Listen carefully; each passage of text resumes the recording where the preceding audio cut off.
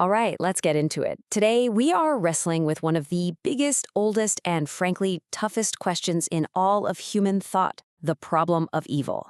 It's a puzzle that has kept philosophers and theologians up at night for centuries, and we're going to see how some have tried to crack it. And here it is, the question at the absolute heart of the matter. You've got this idea of a God who is perfect, all good, all powerful, all knowing, but then you look around at the world, and you see so much pain, so much suffering, so much cruelty. It just doesn't seem to add up, right? How can both of those things possibly exist in the same universe? You know, this exact tension is what's known as the problem of evil. And for pretty much as long as people have been thinking about God, they've been trying to solve this problem. These attempts, these explanations, are called theodicies. It's basically a fancy word for an argument that tries to defend God's goodness in a world full of bad things. So to put it simply, the whole thing boils down to this. How can you have a perfect creator and an imperfect, often really brutal, creation? I mean, if God has the power to stop evil and wants to stop evil, well, why doesn't he? That's the question every single one of these theodicies is trying to answer. So, where do we even begin to unpack this? Well, the most popular answer, and really the first big piece of the puzzle for a lot of people, revolves around an idea that puts a huge emphasis on our ability to choose. This is the free will defense, and the source we're looking at really highlights it.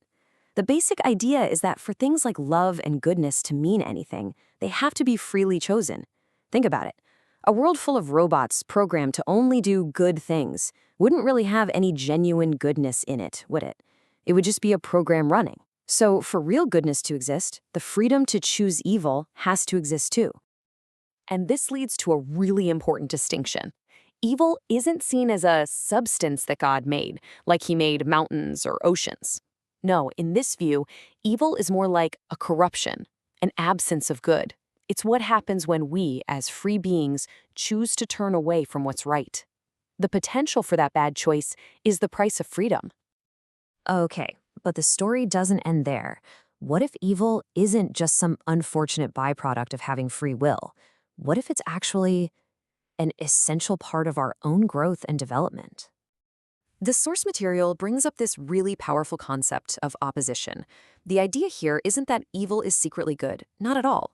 It's that you can't really understand or appreciate good without its opposite. I mean, how would you even define courage if there was no fear? How would you know what joy feels like if you'd never felt sorrow? So, when you look at it this way, life's struggles aren't just random, meaningless static. They're part of a process, a kind of soul-making experience. The pain, the challenges, they're seen as a refining fire, tools that have a divine purpose to shape us, to teach us, and to help us become something more than we were. But this is where a lot of these explanations hit a wall. It's one thing to say my bad choices cause problems. It's another thing entirely to explain a tsunami or a child suffering from a terrible disease. Free will doesn't seem to cover that. So what's the missing piece of the puzzle here? And to get past that wall, the Latter-day Saint perspective we're exploring introduces a really unique idea, that the answer lies in a choice we all made before we were ever born. And let me tell you, this idea completely changes the framing of our entire life here. Okay, so this lays out a 3-act play, an eternal plan. First, there was a premortal choice, where we existed as spirits, and we agreed to come to Earth, fully knowing it would be risky and involve pain. Second, there's the mortal test. That's right now. This is the proving ground we signed up for. And finally, there's the promise of an eternal reward, where every single tear is wiped away and all suffering is healed. This completely shifts the perspective. We're not just victims of a broken world. We're active participants who chose to be here for the growth it would bring. And that eternal perspective is absolutely everything. This passage suggests that even a whole lifetime filled with the worst kind of suffering, when you zoom out and look at it from an eternal point of view, is just a small moment. Now, that doesn't make the pain hurt any less right now, but it gives it a purpose. It promises that it's temporary and will eventually be completely overshadowed by an infinite amount of joy. So, you put all these pieces together, free will, opposition with a purpose, and this idea of a premortal choice. How does this complete system actually stack up against the other big attempts to solve the problem of evil? Well, the source material offers this really interesting comparison. It looks at different theodicies and scores them on their explanatory power. You've got the classic Augustinian view, that evil is just the absence of good, and the Iranian view, which is that idea of soul-making we talked about. They're powerful ideas, but the source argues they leave some questions unanswered. It then gives the highest score to the LDS theodicy, claiming that by weaving together free will, purposeful opposition, and a premortal plan, it creates the most complete and consistent answer for those within that belief system. So you might be thinking, okay, what's the catch? And the biggest challenge to this framework is that it leans heavily on ideas, like a premortal life, that come from its own specific revelations. So from the outside, that looks like a weakness. It's not universally accepted. But from the inside, it's seen as its greatest strength, because those unique ideas are exactly what give it its explanatory power.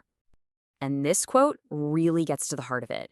This answer to the problem of evil isn't trying to fit into everyone else's philosophical system. It's proposing its own, arguing that its unique truths are what make a comprehensive answer possible in the first place. But you have to accept those truths to see it. So we've walked through a few major attempts to solve this ancient puzzle, and we took a deep dive into one particular framework that reframes evil as a necessary part of a plan we actually chose. And that leaves us with this final question to chew on. When we are faced with real pain and real suffering, what is it that we're truly looking for? Is it a neat, logical explanation that satisfies our minds? Or is it a sense of purpose that can maybe, just maybe, heal our hearts?